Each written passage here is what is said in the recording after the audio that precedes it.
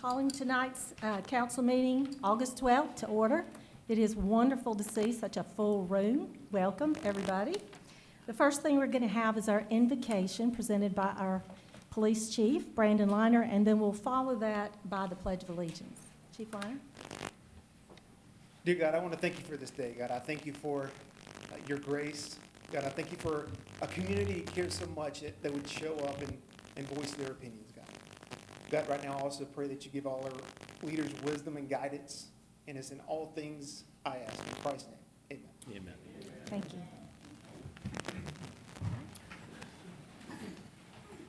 Pledge allegiance to the flag of the United States of America and to the republic for which it stands, one nation, under God, indivisible, with liberty and justice for all. Thank you. Okay, the first thing, I'm going to move this up, Judge Kilman. Approval of minutes is written from the last meeting. Are there any additions or deletions to the minutes? Okay, hearing none, they stand as written. We'll move into our report from council members, and we'll start with Ward 1, Mr. O'Shields. There were several things that was kind of talked about this past month, but I'm only going to limit it to the one good thing, and that's all the phone calls and people I bumped into discussing the roundabout. And I have to say, without exception, everybody was happy. I had no complaints, nobody was upset, everybody has maneuvered it nicely, and they're all waiting to see who is going to be on the statue that goes in the middle of it, whether it's going to be a local person, the federal soldier, or whatever. So, but everybody's been real happy in my area about that roundabout. Okay, is that it? Ward 2, Councilwoman Davidson. I will ditto what Councilman O'Shields mentioned, and other than that, I have no report. Thank you. Okay, thank you. Ward 3, Ms. Ramey. I have nothing to report. Okay. Ward 4, Dr. Jones. Yes, ma'am. Well, last month we had a community meeting held by MRB, the firm reviewing and rewriting our city's UDOs, and that's the Unified Development Ordinances. He explained that MRB will scheduling interactive sessions for public participation and feedback. Information of these meetings will be posted and will be sent out via constant contact, and they'll be posted online as well. So please, if you want to do constant contact, please send your email address to jbradley@cityofeasley.com. jbradley@cityofeasley.com. Okay, and that's for constant contact. Also, I want to thank the Parks and Recreation Department. They did a great job. Another successful baseball tournament. And I personally was attending the Senior League World Series opening ceremonies, and I was just honored to be part of the dedication of Greg Powell Field. Thank Kristen and all for that as well. So it's been a great thing, a big effort for the rec department there. Thank you. Thank you. Okay, Ward 5, Mr. Alexander. I just want to thank everybody who came out tonight, everybody who's provided input on the citizen comment period. And so thank you guys so much for being involved. That's it. Thank you. Mr. Robinson, Ward 6. Mayor Talbert, the Easley High School class of 1974 celebrated its 50th reunion last weekend. I had a good time. Thank you, Mr. Robinson. Okay, I do have a mayor's message, and it's a little bit lengthier than normal, but I want to talk about this year's mass conference and the resulting piece of information that's on our agenda tonight that has really hit sky levels with all sorts of interpretations. But the Municipal Association of South Carolina is the organization that helps train elected officials and offers us classes on the FOIA and the forms of government and all of the different things. And so they held their annual conference in Greenville. And myself and Mr. Couch was able to attend, and we didn't have any council members able to attend this time. But the focus of that conference this year dealt with civility, and special emphasis was given in light of the assassination attempt that happened just before the conference. So of course it was a hot topic, to say the least, and they were encouraging the need for governments, local and national, to attempt to tone down rhetoric, nastiness, and incivility because it has accelerated to the level it has. And I know I'm not stating anything that people don't already realize. And in the forum presented by the Executive Director of MASC, Mr. Todd Glover, he addressed the renewed need for local governments to try to encourage civility, giving many consequences. Those in attendance were given many consequences of incivility, as well as reaffirming the need for all the cities in our state to adopt the Civility Pledge. And that's actually a pledge they put out in 2021, before my time, and so lots of cities in our state, there are 271 cities in the state of South Carolina. It's an honorary pledge that we will remain as much as we can civil with each other. Now, some concerns that they expressed in some of the films that they showed us that result from incivility in our community toward local government are already being experienced here in Easley, and some of you have shared that with me. And that is losing good public servants, both professional and elected. I have too many people tell me that they would never run for office in our city because of the nastiness. Quality candidates don't want to run. Quality employees don't want government positions. There's a breakdown of the exchange of ideas, resulting in the loss of good government and loss of confidence in the governing body. This is something, the bottom line, more than ever, good people will leave the team and the city, and incivility will bring the worst applicants and the worst candidates. The things we can do, and this is something they expressed to us, and this is, of course, something that I'm one of 7 voting on this. We do not, as a city, have to embrace civility. We don't. We don't have to vote on it. This council does not have to embrace the city. But I do take my oath very seriously to do the best I can for the citizens I represent, and to bring you the information I have as requested, and to give you the benefit of what we can do. You don't have to like it, you don't have to approve of it, you don't have to vote for it. But it is an option that our sister cities are adopting. We have Simpsonville, Chester, all of the cities in Horry County have already adopted this. And the other thing I want to express is this is not something I personally created. This is something that our Attorney General, Alan Wilson, has vetted and proved, and that these cities are already using. So we don't have to adopt it as it sits. And I know we've had discussion as a council about even amending some of that based on your thoughts. And again, as I say, it's not up to me if we are civil with each other. I'm elected for 4 years and I'll be here, so it really doesn't matter. We do want to stress service and civility in our public discourse. So, as I mentioned, MASC has invited us to join with that growing number to first adopt a civility pledge amongst ourselves. This is council to council, that we will speak civilly in our interaction with each other, and to maintain a respectful demeanor toward each other and our constituents, and to encourage civility at our meetings with the implementation of policies for public speaking at the meeting where we allow the public to participate. And this is another concern that I have seen. I do personally try to stay out of the social media ditches, but I have been sent several pictures today, and some of the concerns have been that we are trying to limit free speech. And this concern with one of the, I think it might be number 2, where we have in there that the public speaks at the council's discretion. I want to stress again, this is not new. This is currently state law. And the council's intent, nor my intent, is to stop public speaking. I don't think we've ever intended to do that. But the state's position is that this is not a public forum, it's not a town hall, it is a council business meeting. And as such, the council itself, in whole, can decide if they want to hear public comment during their business meeting or not. There are other options, but we've always felt, and I'm a big proponent of allowing the public to speak. I don't have a problem if you're out of the city. I know different ones of us on the voting body feel differently about that. It doesn't matter to me. I'm perfectly in favor of it. I think I saw 2 new things in all of these, and the 2 new things were just the civility and some of the information. And we have already discussed as a body that, you know, we could amend some of that, especially hearing some of the feedback. But remember that even if we don't pass it, and again, I'm fine if we don't, the state laws will still be there. We just won't have it in front of us. I'd also like to announce, and this is really good news, that our finance director, our administrator, and our fire chief have discovered areas where the city could save on its general insurance costs for workman's compensation and liability, and led the team through a process that just saved the city $37,000 in fees. So I want to thank you, gentlemen.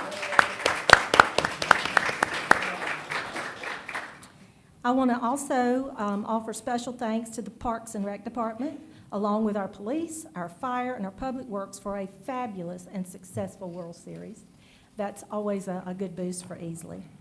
I also want to remind you that, and especially before we go into the public speaking,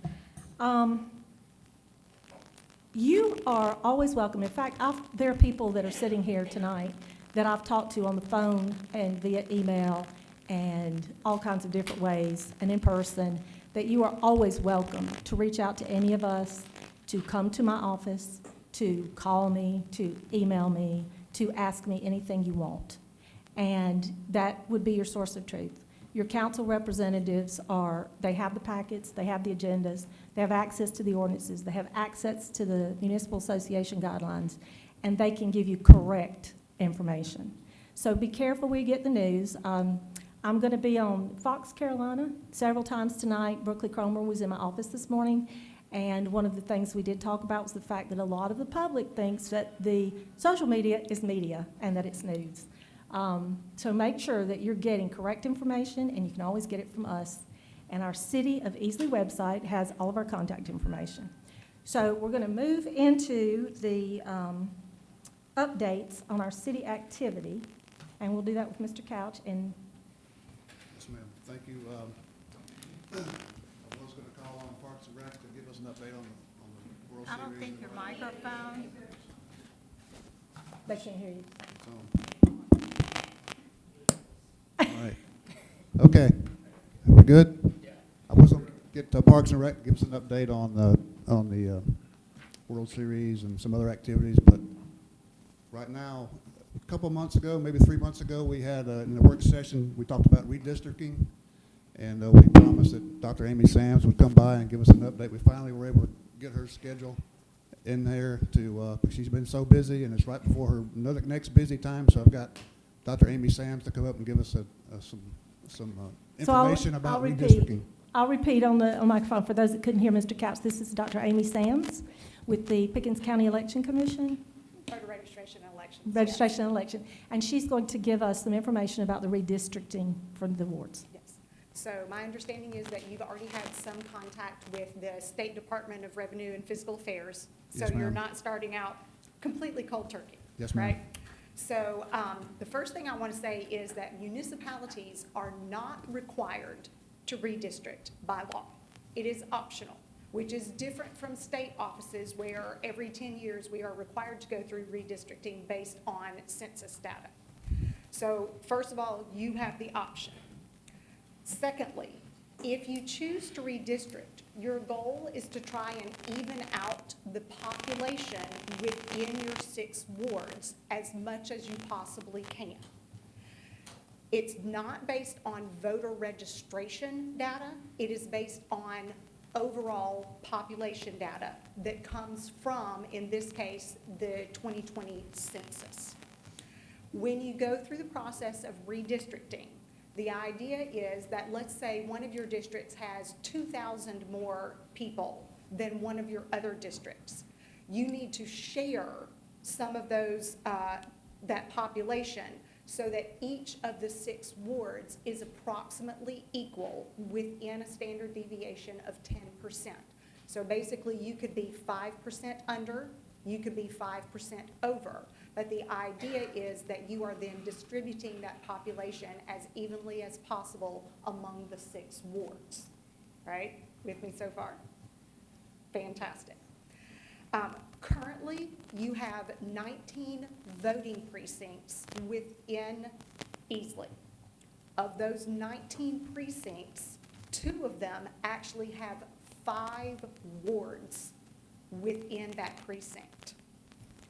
From my perspective, and from a ballot standpoint, that leaves your voters very confused about who their ward representative or who their council member is, because within those two precincts, you have individuals who are in 5 different wards. So I may be represented by someone in Ward 1, but my neighbor across the street may be represented by someone in Ward 2.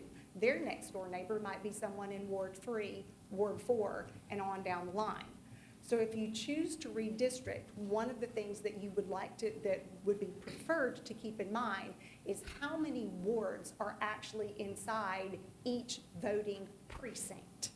Does that make sense? Okay. You actually have 2 precincts that have 4 different wards within them, and then it tapers down from there. When you redistrict, or if you choose to redistrict, and you are moving or redrawing those lines, the ward district lines need to follow roads. In other words, if they cut through the middle of somebody's pasture and halfway through the house that's attached, we're gonna have a problem, because they don't know whether they are districted by the pasture, whether they are districted by where the house is, and there are some very nitty-gritty specific laws.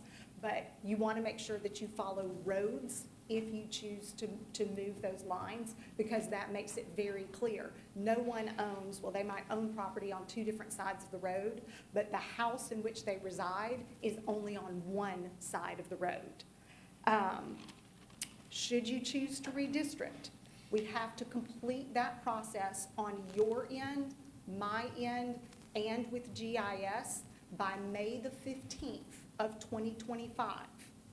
That gives us time to move the lines, redistrict all of the voters before candidate filing begins in July of 2025, because what we don't want is for someone to say, oh, I live in Ward 6, come to file as a candidate, while we are frantically trying to move all of those voters. Oops, no, you don't live in Ward 6, now you live in Ward 3, right? So in order to give us enough lead time to move street segments and houses so that people are in the correct ward based, or in time enough for candidate filing, May 15th would be the deadline that our office would need.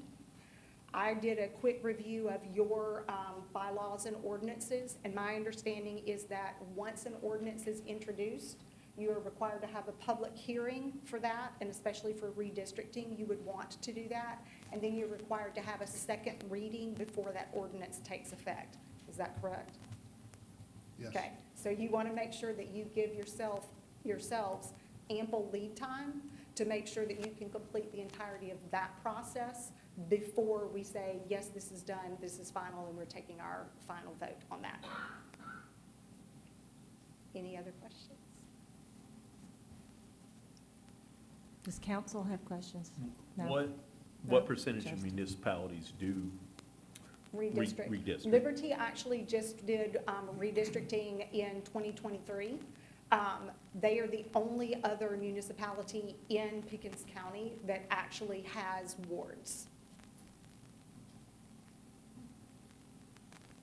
Yes, sir. Are there resources available to help us with this process?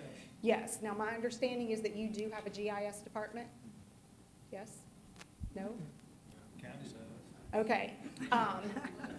The So, County. yes. So generally what happens is the department, like when you attempt to annex a certain parcel or piece into the city, you have a department that handles that, Yes. right? Yes. Okay. That department works with Revenue and Fiscal Affairs to develop what is called shape files, which is basically an electronic map of where the lines are now, where the lines would be moved to.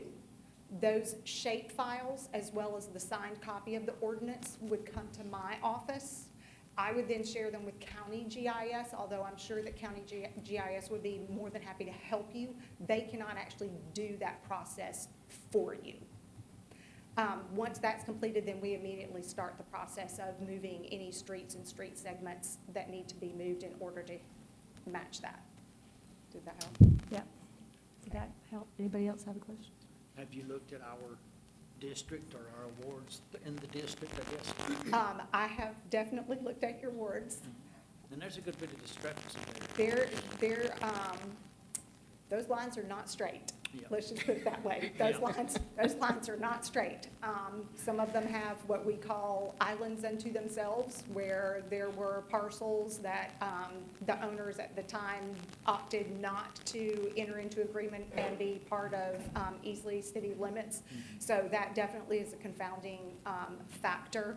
But yes, as I said, when you have 2 precincts that carry 5 wards and 2 more precincts that have 4 wards, and then there are actually 4 precincts that have 3 wards,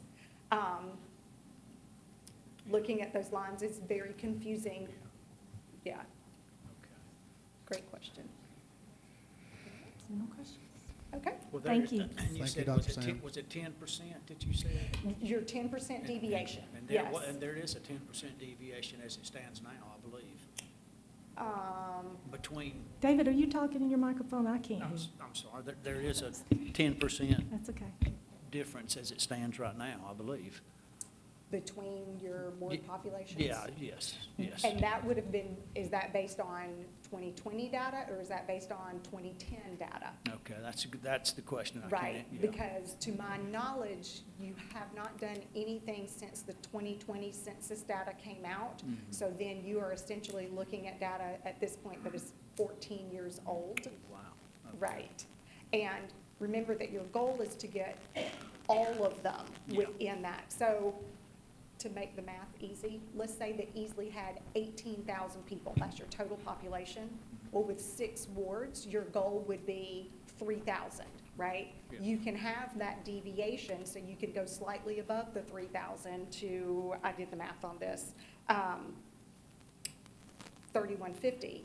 You can go slightly below to 2,850. That keeps you within that 10%. But the goal is for all of them to be as close to that 3,000 as they possibly could be. Okay, okay, thank you.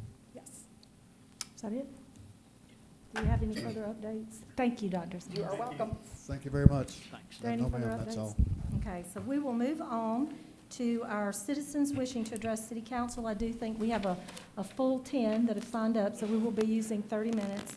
And we'll give you time to give your name and then start timing. I just want to always do the disclaimer, these are not vetted, people can stand up and say what they want. I just want to make sure you understand, we cannot respond.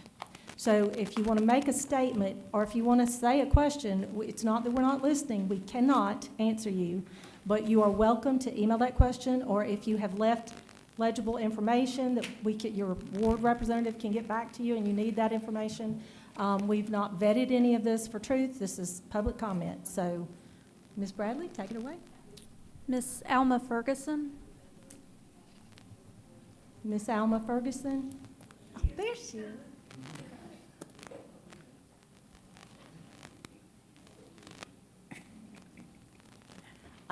Thank you for allowing me these few minutes to come. I'm Alma Ferguson, 241 Baker Court in Easley, South Carolina, in the Canaanland subdivision. And I just wanted to come and say that I've lived in that development for over 50 years. And over that particular time, that we've always had problems with that intersection down there. And since the growth of Easley is growing so rapidly, we have seemed to be left out in the process of doing something about it. But I just want to thank the mayor and her team for listening to our concerns about our community, because it is a dangerous community, and her team is being very helpful in keeping us informed on what is going on and when they are going to start the process of helping us with whatever they plan to do to keep it safe for us. Because I am one of the older members of that community. And like I say, I've been there over 50 years, so I know everybody in and out.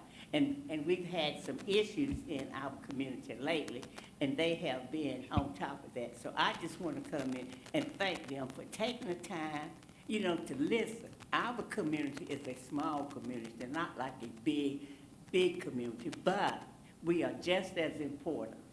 So thank you very much. Thank you, Ms. Ferguson. Mark Goldstein.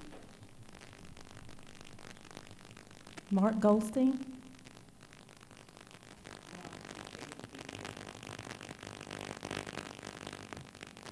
Maybe he's beaming in? He's He's not here, okay, okay. Oh, okay, okay, thank you. John Wallace.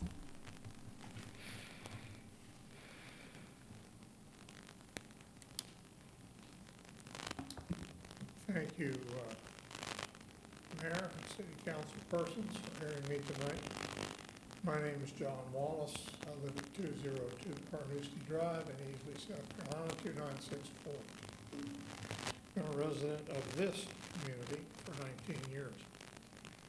In the last city council meeting, I heard attacks on our present city administration and praises for our two past administrations. I lived through those administrations. During the Bagwell administration in April 2015, the city was sued in federal court for $1 million by Oak Creek subdivision. That suit was filed to get Easley to pay for the proper stormwater abatement work. The city lost, and we, the taxpayers, fitted a bill for $1.5 million for this work. Now, my wife told me before I came here, she says, "You gonna be positive?" I don't know why she said that. 2012, I'm 1,500 miles from here in South Dakota, and I walk into a smoke-filled room, and a bearded face looks at me and says, "My caustic hunting buddy, John Wallace," because I am bad about being caustic, but I will be positive. I positively do not want to have to pay another $1.5 million for a screw-up like that. During the Womack tenure, we paid for an SUV driven by our mayor with flashing blue lights in the grill, car not authorized, and illegal lights.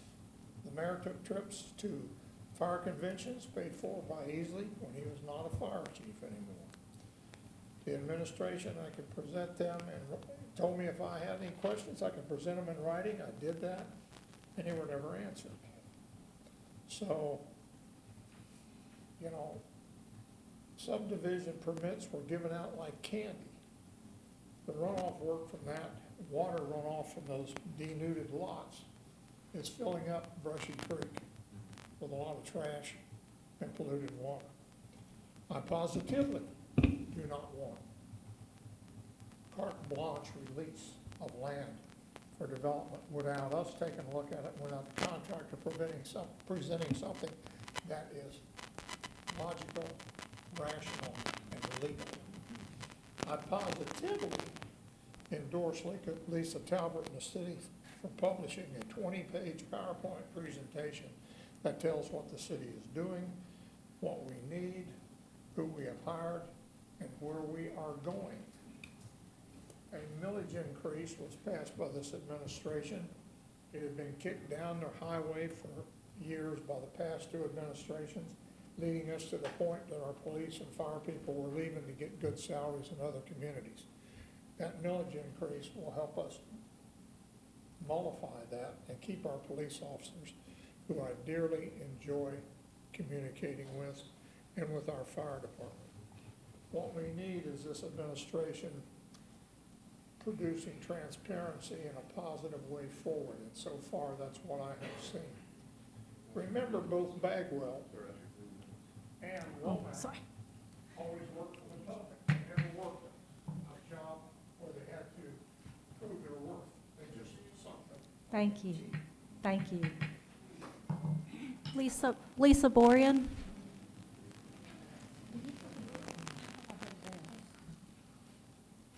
Hello. I am here for 3 issues.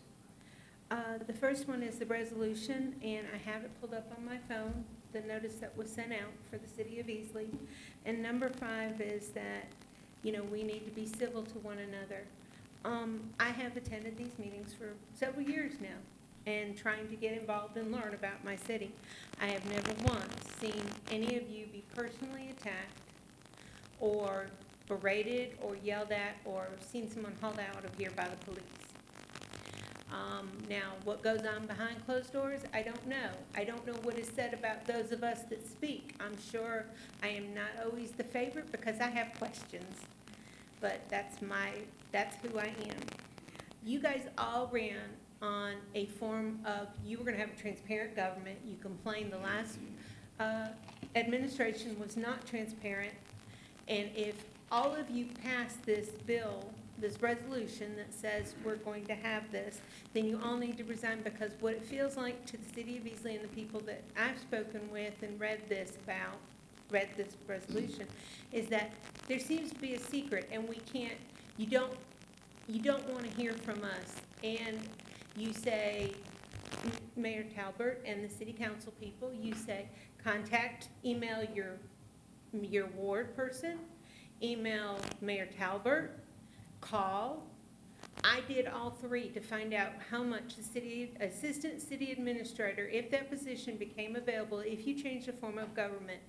After 3 months of meetings and coming up here and asking every day, every time, I found out that they get $118,000 a year. If that is passed, they make $9,900 a month. Now, that's gross, but that's more than I make, and I don't know about anybody else, but, you know, for a full-time position. So I think that you ought to go and really think about transparency here. I don't feel that we're getting a transparent government, and I am all for it. I try to be as transparent, and that's why I brought up where I found it. The second thing I wanted to talk about was that the building moratorium. You went and stopped the building for 6 months, but you had no resolution plan.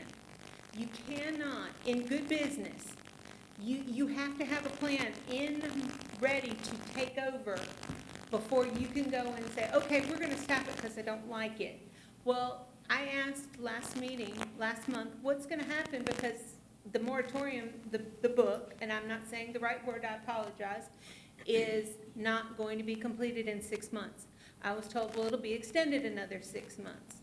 It'll be extended it's just gonna keep extending, and you can't close the city of Easley forever. You know, we have to let commerce go, and what's gonna be good will stay, what's gonna be bad is gonna go away. I have lived here since 1989. My husband and I he was in the Air Force, we moved here in 88, moved to Easley in 89, we love this city.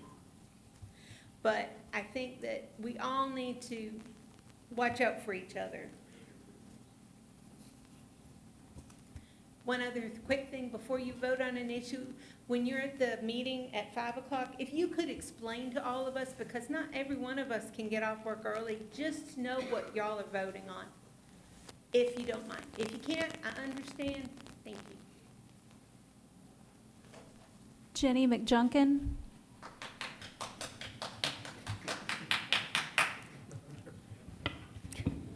Good evening. I'm Jenny.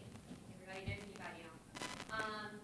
Forgive me if I'm a little scattered. I'm speaking in regards to the proposed resolution on public comments. I've had to adjust on the fly, so bear with me. The public comments section is all about free speech. Free speech is rarely neat, tidy, and sadly, frequently, it's not always polite, but it's necessary. Disrespect and lack of civility are often born when citizens feel unheard and silenced. Some of the proposed guidelines are vague enough that someone with bad intentions could abuse them. I don't believe for a second that that is any of your specific intentions. You don't have to be elected later. They might not be elected. And I fully understand that this is under discussion. More specifically, I want to address my concerns. I oppose public comment section ever being removed. With a 30-minute limit in place, there's no reason free speech is worth 30 minutes. Any decision to extend the time limit beyond 30 minutes should be a public council vote, which can be called for by the mayor or any council member. In item 5 of the document, I want disorderly speech and disruptive actions precisely and clearly defined.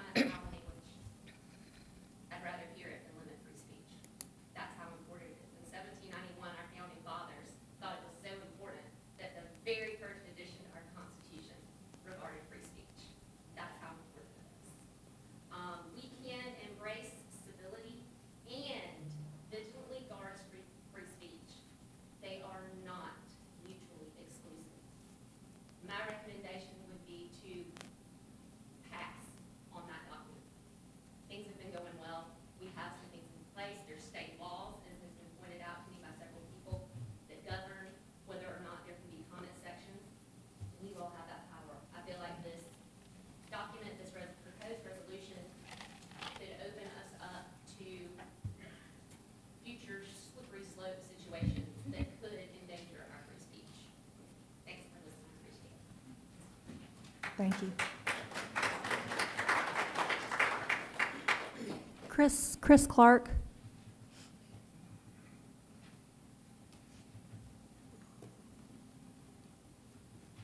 Good evening. My name is Chris Clark, and I'm a registered voter who lives in downtown Easley. My topic tonight is community partnership and civility. 3 weeks ago, my parents, who are both 82 years old, went to see Happy Days at the Foothills Playhouse on Friday night. They were early to the show and could not find parking. After circling the parking lot, there was one space that became available. Again, my parents are 82 years old and are season ticket holders at the Foothills Playhouse. 82 years old. Lived here all their lives. Community partnership and civility are not on display in the areas of South Fifth Street and Folger Avenue. Previously, the City of Easley leadership would allow the Playhouse to reserve parking for their patrons behind the theater for a show. Not anymore. Foothills now has no protection for their patrons. Keep in mind, the demographics of the attendees lean toward an older theater goer who cannot or should not walk from Old Market Square to the theater. There is no free shuttle service provided by the city on nights when the Playhouse brings a larger audience to this area of town. There is no combination or offer with a theater ticket at the Silos establishments. That would be a win-win. Park early with a ticket and eat at the Silos. Come back for drinks afterwards. Sadly, this is not the case. You have elected officials sitting in this room tonight that are not displaying the decorum worthy of a council person, whether it's harassing citizens at events that they are not invited to, or bullying theater staff for trying to spare and save a part for an advertised, ticketed event where their patrons deserve the right to a parking space. Is this what we want from our elected officials? Instead of encouraging a partnership between the Silos and the Playhouse, you send or condone a representative with a camera. That's embarrassing for the city. The audience for the Playhouse is not just Easley residents. Why has the 40-acre parking lot approved and budgeted by the previous administration not been fulfilled? The rumor is that you've cut off funding and are trying to get rid of the theater. Please tell me that's not true. If the theater and the arts are not your cup of tea, don't go. But since 1981, this establishment has provided entertainment to this community. Personally, I've been in 2 plays, my daughter's been in 2 plays, my son has been in 1. My mother was on the inaugural board. This is a community theater that has a long-standing legacy in the city of Easley. Like our old cedar trees, we want to keep this legacy alive. As it is part of our history and heritage, please do not stifle theater business by eliminating patrons' ability to park. Do not bully them, put undue stress on the elderly patrons. Please work together with Foothills and the Silos to find a solution. Please be kind and civil in finding a way to be good community partners to all businesses. Your leadership is a disappointment, one after another. Do better. For the love of Easley, please do better. Thank you.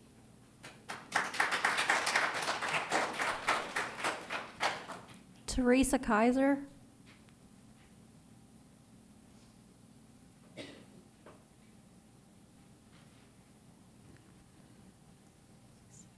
Hello, I'm Teresa Kaiser, and I'd like to address the issue of the Stillwood Farms development that's going in behind Wyatt Acres. Can you hear me? Okay. Many of our homes in the Wyatt Acres subdivision have been here for 70 years. The infrastructure that's going to be implemented in Stillwood Farms behind Wyatt Acres will be here for at least as long. Right now, as I understand it, we have only one entrance off Daniel Drive, that's right here, which is planned to be implemented to over 130 homes here behind Wyatt Acres. Our city land development regulation requires 2 entrances to a section of more than 70 homes, and 130 homes is a lot more than 70. So we have the opportunity to have a second entrance to that development right here in Franklin Drive. If that is implemented, then it will reduce the volume of traffic going across these sections of the neighborhood and improve our infrastructure. So I've gotten off script. Let me go back. Okay. So the two entrances will distribute the new traffic evenly, which is the first step in safe neighborhood streets. We have lots of children on Meadow Lane and Daniel Drive, and forcing it to go out onto Highway 8 by going across Meadow Lane and Daniel Drive is going to create a recipe for speed and danger on those streets. Secondly, approving two entrances, so having this Franklin Drive one added, will be a lot more efficient for our tax dollars to maintain the new neighborhood. It will be continuous streets rather than Aluba homes, a right-of-way for emergency vehicles, and a cul-de-sac. It's going to be a lot more efficient, and we're going to have more efficient services like trash, mail, and school bus services if we just keep it as streets. So what kind of city do we want? Our comprehensive plan outlines that for Easley, our priorities include connectedness and community.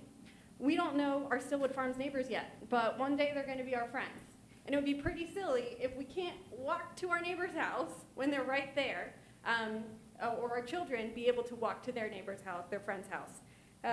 Do we need another reason for them to stay inside on their screens because they can't safely walk?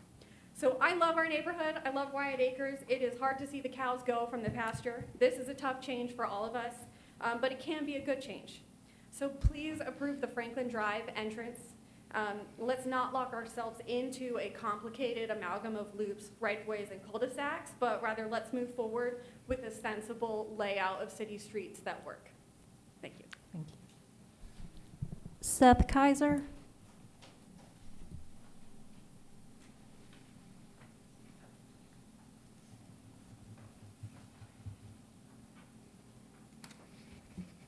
Thank you for a chance to speak today. I was going to add a whole bunch else to that about Stillwood Farms and Wyatt Acres, but that's kind of hard to top. I will say, as a civil engineer, I work with roads every single day, and I know there was some concern about Pearl Drive, which would be a main feeder road for Stillwood Farms. The road itself is in poor shape. There are bad areas of failure that need to be patched regardless of whether the neighborhood is going to use that road. And if we had the neighborhood using that road, we would have more reason to go ahead and pave that. And I think that's the only thing I wanted to add, but thank you again for the chance to speak. Watson Neely. Good afternoon, Council, Mayor. Thank you very much for this time. I appreciate it. I've reached out to several of y'all and talked with you. And then in the work session, I've learned some more stuff, and I want to share some more information with you. And I understand these people that just spoke in front of me, they live on one side of the subdivision, I live on the other. And what he mentioned was, yes, Pearl Drive is dangerous for this flow of traffic. It is. So the Planning Commission approved the plans without Pearl Drive, as shown in the section earlier. I know y'all can't answer this, but I'm just making a statement. So the plans was made. I have a copy of it in my hands here, but the plan before that one was changed is this one right here, where there was 2 inches on down. I don't know if you're aware of that, but there was 2 inches on down, and I didn't think you did that. So then they put the problem in, is the one we got right now, is the cut, okay? So the 2 on down would eliminate the sharp curve on Pearl, where the drop-off is. They would come out of Daniel and stop and still go out. And I understand two roads for every subdivision. There's also, if you work, your engineer would say, you understand the connector road has to be 22 feet wide. Mr. Neely, I don't mean to interrupt you, but the people at home can't hear you if you don't. Oh, I'm sorry, sorry. They may want to hear. If you understand, a connector road, connect this subdivision, needs to be 22 feet wide. This Pearl Drive does not meet those standards. But Meadow Lane and Daniel will have curved sidewalks and go all the way out. It will have turning lanes. It will have a median. It will have a traffic signal at West End School that would allow gaps in this subdivision to get in and out. So If you live on Meta, you live on Daniel, you do not have to go out on Meta. You can also come out Pearl. The first time we talked about this, I used Zaxby's. There's posts in the middle of the road exactly that keeps you from turning and coming through that way. That's the thing that the city was gonna do at first, to keep them from coming through White Acres, because it is a 55-year-old subdivision. And I thank the city for talking with me. I'd love to talk some more. A couple council members asked me to reach out to them, and I'm planning on doing that as soon as I can. But also, we need to do something on this, because they are putting water lines and power lines in, and we need to put a cease work on this till we figure out what's going to happen, because I don't want the road to go in and need to be changed, and they turn around and sue the city of Easley because we're changing the plans. Thank you. Thank you. That's it? Okay, thank you very much. We have new business, unfinished business, none, ordinance second reading. New business, ordinance first reading. We have ordinance 2024-07 to authorize the conveyance of any and all interest in certain real property in the city of Easley. Do I hear a motion to discuss this? I make the motion. Okay. We're making a motion to discuss. So, second, okay. Okay, this is something that we discussed in our work session. This is the sale. Mr. Couch, I'll let you explain it if you want to, the sale of Northside School. Yes, ma'am. This is the sale of Northside School. City owns it. It was given to us by the school district several years ago. And it's the sale of the school to the Dream Center.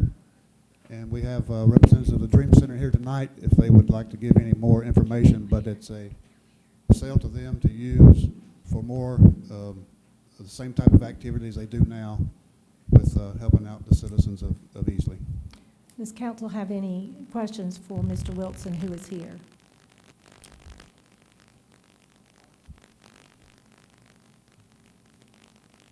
Y'all have any questions, any discussion? I call for the question. Call for the question. No, that's Mr. Neely. I wondered what Mr. Neely was up to there. He's just changing seats.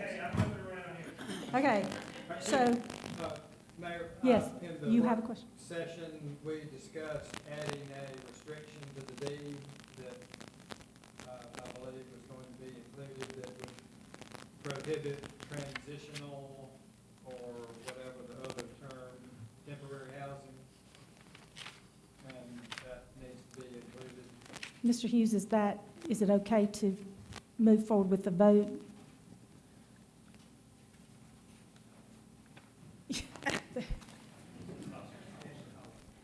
He can't climb over the wall. Okay, here we go.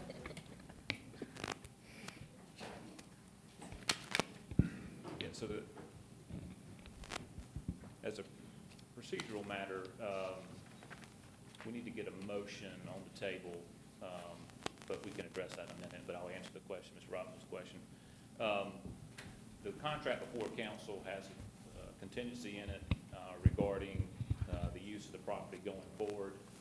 And we have proposed some language via a deed restriction that would bind the Dream Center if they go through with the purchase. And we are still working with the Dream Center's attorney on refining that language, but there would be a deed restriction that would restrict housing on that properties to a certain degree, but we have to work that out. And council would be okay if they decided the council to approve it on first reading this evening, that we could make that amendment between first and second reading next month. Does that help answer your question, Mr. Robinson? Yes, ma'am. Okay. Do you have a question? Discussion. Okay. This is a city asset, city-owned asset. I believe it should be offered for public sale. And so the Dream Center can certainly bid on that as well as anyone else, so.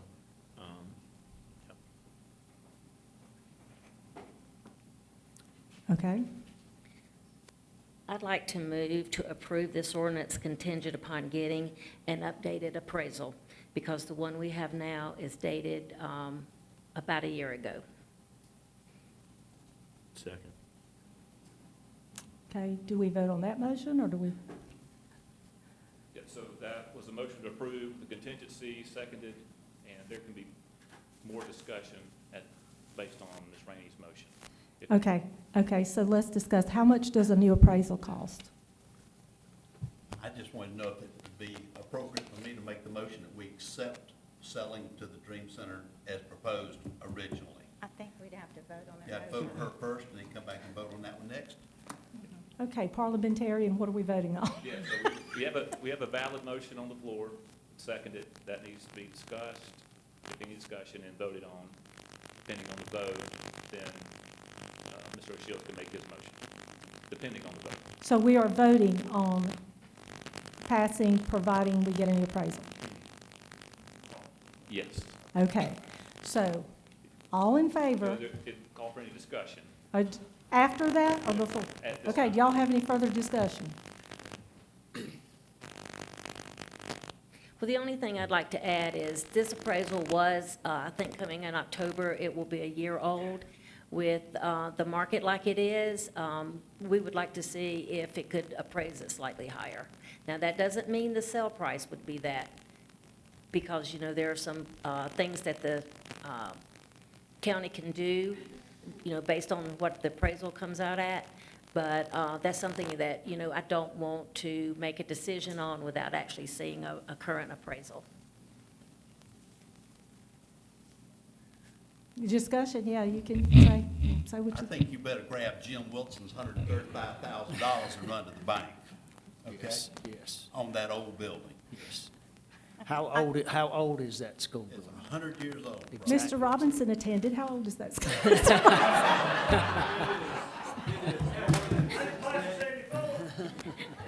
More than 68 years old. Yes. Much older.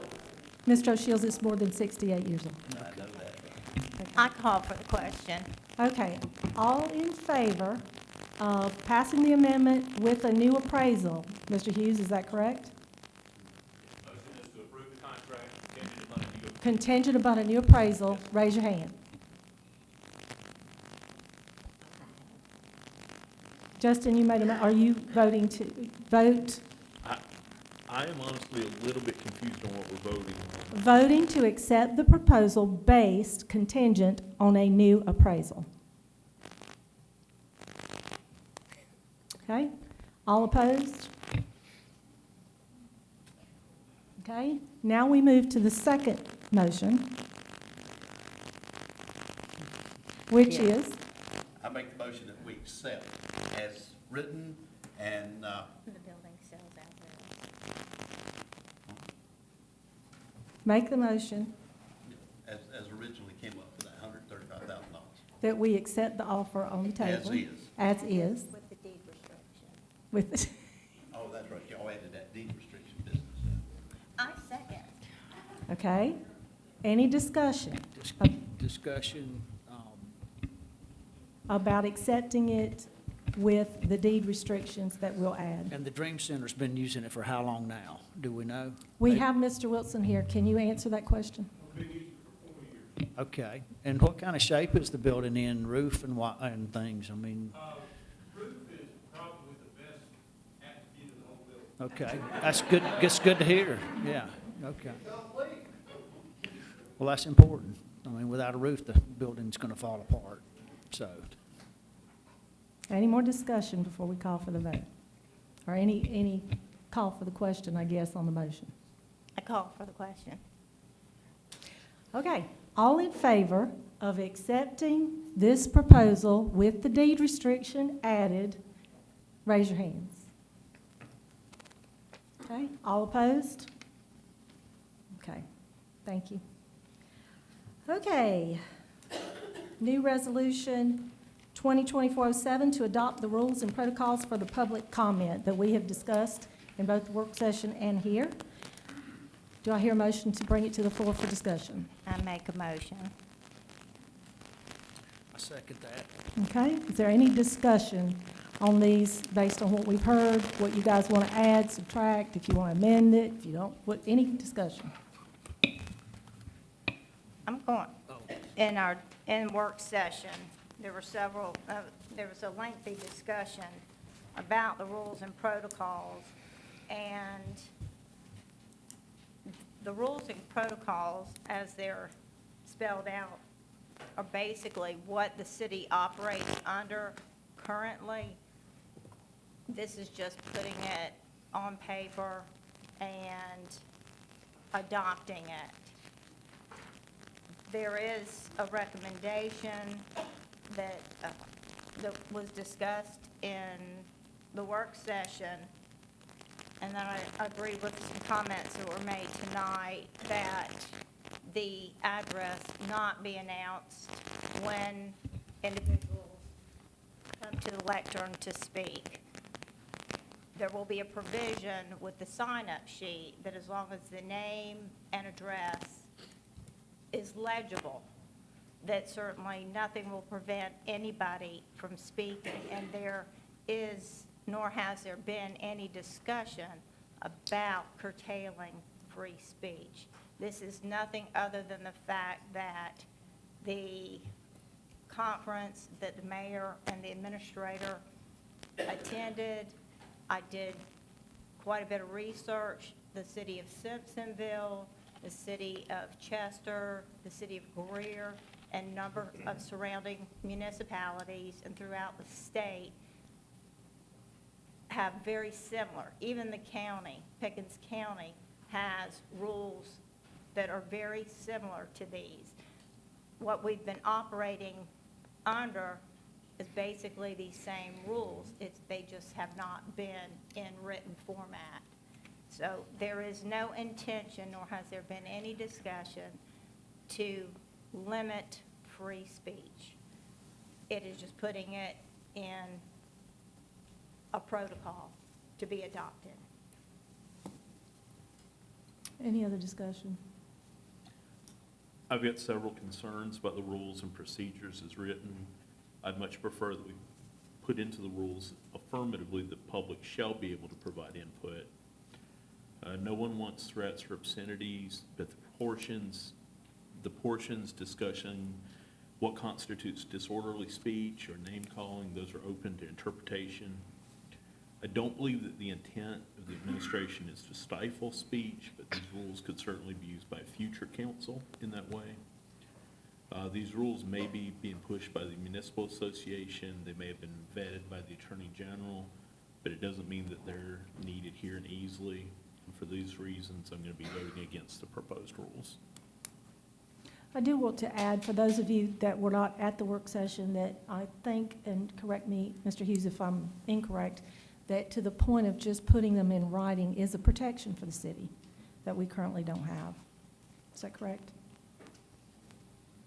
Yeah, anytime that, well, the city is adopting rules and procedures, we know that everyone plays by the same rules and establishes a baseline for the city to govern, in which time public comment, the presiding officer has the basis to remove someone or to call a point of order if those rules are violated. So from that standpoint, it is provide the city protection, in my view. Any other comment? Ma'am, almost all of this is putting into writing what the practice has already been. There are a few areas that I think could use clarification. I would like to see the Chamber of Commerce be allowed to come promote the Festival of Lights at the hospital, but I think we can make those changes between now and second reading. Thank you. Mr. Hughes, that's a good question. If we vote affirmatively tonight, can the changes that we would like to make be made before the second reading? Well, with the resolution, excuse me, one vote, so, but it could be amended. It can be amended. Okay. Yeah, and if you wanted to add to an agenda item for opportunities for other groups to come speak, you can always do that. Okay. This is only dealing with public comment, not the rest of the agenda. Okay. Any other discussion? Are we ready for the question? No, I have something. Okay. South Carolina law requires that municipal councils adopt meeting rules of orders and procedures. The issue I have with this resolution, that it's not a product from our council. This comes from other places in the state, and we weren't given this resolution in time to really, talk about them or whatever. But I believe the intent of the resolution was done with honesty, sincerity, and integrity. But any changes to the Easley Code and policy should have been brought to the council for discussion long before preparing and presenting a resolution for council vote. The key to good government is for the mayor and the council working together and not one person making the decision. Although we did spend a considerable amount of time on this during the work session, I do believe that we should have really thoroughly vetted these to see if they would fit for our city. Last month, I requested to have an agenda item for the August work session for a council discussion on rules and procedures as per the South Carolina Code, and that request was denied. And I was told to submit specifics for consideration, and I've yet to find a state code where the council is subordinate to the mayor. Therefore, I move to refer to the Committee of the Whole for the council to review, update, or make changes to Title III, Chapter 30 of the city ordinances that govern the city council, including but not limited to the format of the agenda, council committees, duties of the city clerk, public input, and the creation, coding, and passages of ordinances. Second.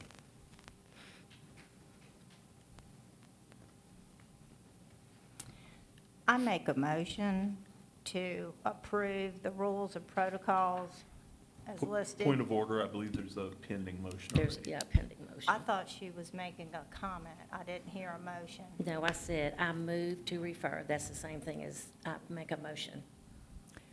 Okay, he Mr. seconded. Hughes, you're going to have to help me here. I'm sorry. I have no idea. Well, do we have a committee of the whole, or we? I don't we even know treat- what that is. Do we treat our, I think Miss Rainey found it somewhere. well, some cities have committee of the whole. Yes. We have a work session where council meets to discuss items coming on the agenda, which is typically the role that a committee of the whole plays. It would seem to me that if the proper motion would be to refer it back to work session to have further discussion on it rather than the committee of the whole, if we don't have that actual nomenclature given to that body. I am not familiar with the term. Can I read the definition? Is it, but some cities don't have committee of the whole. I don't know if we city of Easley has committee of the whole. We have a work session. The committee of the whole serves the purpose where items are discussed before they come to the business meeting for votes or approval. We have a work session, which is what we call it. So I think what you're asking to do is refer it back to a work session for further discussion, which I think would serve the same purpose. No, because the reason why I want to refer it to the committee of the whole is that in addition to these rules and procedures, there are other rules and procedures that need to be created because we don't have them. So if we have a committee meeting of the whole, which is a meeting of a legislative assembly using procedural rules that are based on those of a committee, except in this case, the committee includes all members of the assembly. If we can't get an item on an agenda, it's not going to be discussed. And I would think that the council as a whole needs to really look at either some of these ordinances that really don't apply anymore. We need to have rules and procedures for a lot of things that's questionable, and that's why I'm wanting to refer it to a committee of the whole. I think you get the same result if you say, but you're sending it back to the council to discuss as a full body, right, in work session. I don't know what the difference is. I just want council to be clear on what your motion is, because I want to be able to, if the motion passes, they'll be able to accommodate the request. And I think the rest of the council needs to be sure what you're asking them to do. That's exactly what I asked for. The request was to add an item to the agenda to discuss rules and procedures because Ms. Rainey felt like they were not complete. We use Section 30. I did explain that. We use Section 30. And we have been operating as a city under rules and procedures using the Title II, the Section 30. And so I did ask for her to let me know what was missing, what she thought needed to be added, what we needed to discuss, because it was a vague statement. So that was my request. And I'm not sure how we can discuss something we don't know yet I what don't we're think your discussing. request is, is valid. You want to go back and discuss rules and procedures. Yes, we Right. do. I think that goes back to the work session for council as a body to discuss. Simpsonville has committees of the, uses committee of the whole. They do, but that's codified in their ordinance to use committee of the whole, and then they have business meetings. Well, then how, okay, the work session is very limited because you have all orders of business. And I firmly believe that the council can, and these are public meetings, so, the public is invited. We can decide whether we can have public input or not. But I just feel like the council as a whole should be looking at what we're supposed to do, and that goes back that the council is supposed to have rules and procedures, and we don't have a full set of rules and procedures. But if you motion is to refer this matter back to the work session to discuss rules and procedures, and this council votes that in, it will have to go back to the work session to do what you want it to do, for council to discuss everything you wanted to discuss. I still think it's proper to have a committee of the whole. So let me ask, so then I'll call for the question or Ms. Rainey's motion, which is, I think I called for the question, but I'm not sure what we're discussing. I've already given my opinion, what the motion I think is properly. What do we do with the phrased. motion on the floor? Well, that's up to Ms. Rainey, it's her motion. I've given my recommendation as to what the wording should be. So we'll be voting That's up on to her motion. But a Okay. work session is in another month. You can have a special call meeting, you can work around, I can't control the schedule.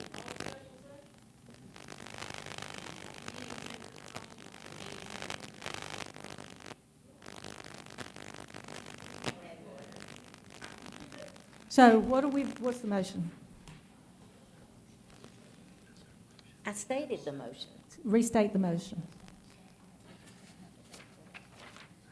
I move to refer the committee to Committee of the Whole for the council to review, update, and make changes to Title III, Chapter 30 of the city ordinances that govern city council, including but not limited to the format of the agenda, council committees, duties of the city clerk, public input, and the creation, coding, and passage of ordinances. And there was a second to that. Second. Okay, so at the risk of not repeating that correctly, because I did not write it down, I will call for the question. All in favor of what the motion is on the table? Raise your hand. Okay, all opposed? Okay, thank you. Okay, so, let's, we still have to vote. yes, moving on into this, are we done? We're back to the discussion of the rules and Yes. policies. So are we done with that discussion? Yes, and so we're making a motion just with that one change about announcing the addresses publicly. Okay, so I'm going to call for the question. Mayor, Yes. I don't believe we actually adopted that as an amendment, did we? I'm making the motion. We're going to vote on it, Are we voting on her amendment? Okay. her motion. Was there a second to your motion? I'll second it. Okay. Okay, so all in favor of accepting the Resolution 2024-07 to adopt rules and protocols for the public comment with the amendment to be able to adjust the language for the second reading the way that we feel it's appropriate? All in favor, raise your hand. Nope, nope. There's no second reading, this is resolution. I'm sorry, I am so confused. Okay, So so we're adopting it with the plan to amend it. the motion is to approve the resolution with a provision in it regarding having the speakers give their address. Is that the Redacted. only provision change? That was we're- the only provision change I made in my motion. That's the motion, to approve the The rules of resolution. procedures as amended by Ms. Davidson. Okay, and you seconded it. I'll second it, but I mean, there was this disorderly speech, I mean, that's pretty vague. Do you think we should define that? Okay, excuse, I'm sorry, there was also discussion about the disorderly speech, and that's subjective, and, you know, in my opinion. I don't disagree. So do we make a new motion? We're really using Mr. Hughes tonight. Okay. You seconded her motion. I did. Okay, so that's got to be voted on. Okay. All right, and then if you have additional motions regarding the terms of the rules of procedures, that can be addressed after. We have to take up her motion because you seconded it. Okay. Okay, so we're going to vote all in favor of Ms. Davidson's motion and Mr. Jones' second to adopt the protocols with the amendment to remove the requirement to state your address over the PA system. All in favor? Raise your hands. Okay, all opposed? Okay, now we call for another. Have I'd somebody like to make a motion to refer this back to work session. It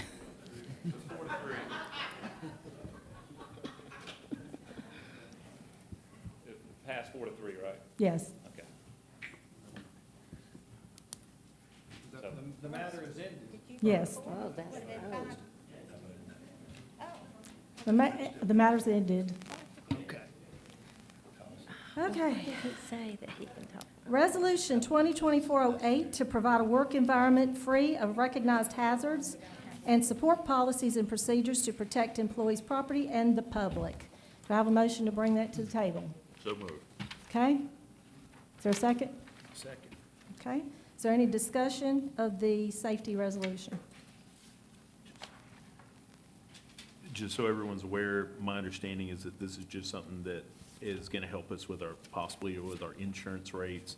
It just essentially says the city is committed to having a good, safe environment. Okay. Are we ready for the question? All in favor of Resolution 2024-08 to provide a work environment free of recognized hazards and support policies and procedures to protect employees' property and the public? Is there a motion? I make a motion. Second? Second. Okay, all in favor?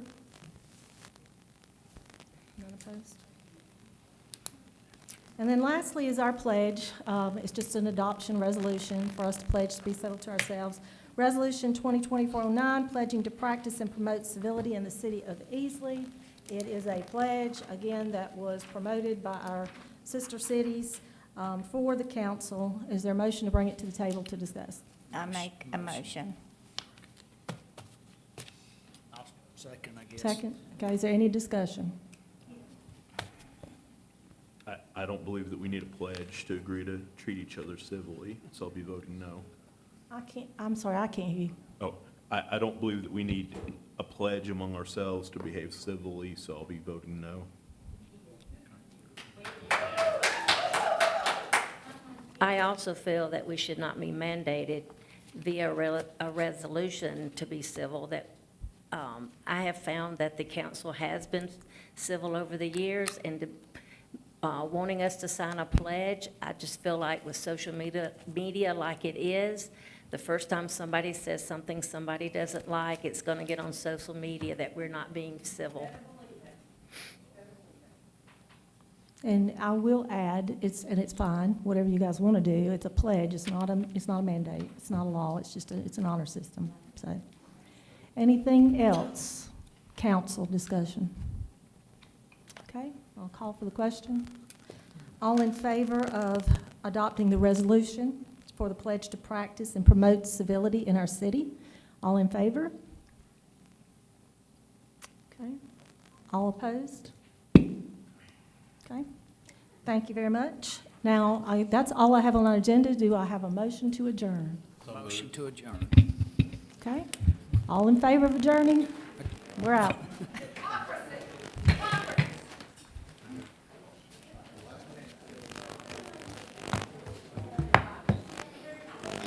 I move we refer ourselves back to our houses. You move what?